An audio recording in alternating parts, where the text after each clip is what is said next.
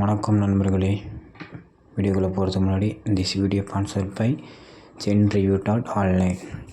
இந்த ChenReview எதுக்காக use ஆகுதுன்னு பார்த்தீங்கன்னா, இப்போ லான்ச் ஆனக்கூடிய பொருள், இதுக்கு முன்னாடி லான்ச் ஆகி டாப் லெவலில் இருக்கக்கூடிய பொருள், நீங்கள் ஒரு ப்ராடக்ட்டை வந்து நீங்கள் ஆன்லைனில் பை பண்ண போகிறீங்க அப்படின்னா, இந்த ChenReviewவில் விசிட் பண்ணி அந்த ப்ராடக்ட்டோட ரிவ்யூவை பார்த்து அந்த பொருளை நீங்கள் பை பண்ணும்போது உங்களுக்கு மன சந்தோஷம் இருக்கும்.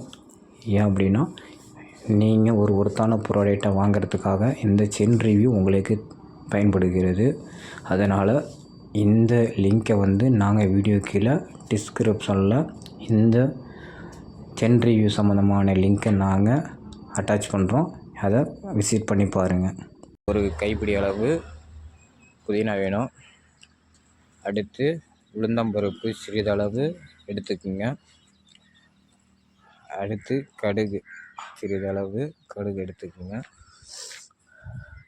அடுத்து கடலைப்பருப்பு சிறிதளவு தேவைக்கேற்ப எடுத்துக்கொள்ளுங்க. அடுத்து வரமிளகாய், ஒருத்தங்க காரமாக சாப்பிடுவீங்க, ஒருத்தங்க காரமெலாம் சாப்பிடுவீங்க, உங்களுக்கு ஏற்ற மாதிரி நீங்கள் எடுத்துக்கோங்க. அடுத்து வெங்காயம் நம்மளுக்கு தேவைப்படுறது பார்த்திங்கன்னா வெறும் 5 இதை மட்டும் எடுத்துக்கோங்க. அடுத்து நம்மளுக்கு மல்லித்தழை தேவைப்படுது, அதனால் மல்லித்தழை எடுத்துக்கோங்க. அடுத்து பார்த்திங்கன்னா புளி சிறிதளவு நம்மளுக்கு தேவைப்படும், அதனால் புளி கொஞ்சம் எடுத்துக்கோங்க. அடுத்து நம்மளுக்கு தேவைப்படுறது பார்த்திங்கன்னா தேங்காய் 5 பல் எடுத்துக்கொள்ளுங்க. அடுத்து நம்மளுக்கு தேவைப்படுறது பார்த்திங்கன்னா உப்பு தேவைக்கேற்ப நீங்கள் எடுத்துக்கொள்ளுங்க. அடுத்து செய்முறை பார்த்திங்கன்னா செய்முறை பார்க்க போகிறோம். செய்முறை பார்த்திங்கன்னா, முதலில் புதினா இலையை நன்கு நீரில் அலசி கொள்ளுவோம்.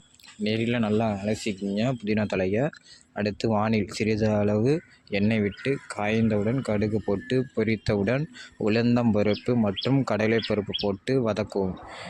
வதக்குனதுக்கு பின்னாடி பார்த்திங்கன்னா வெங்காயம் சேர்த்து வதக்கவும்.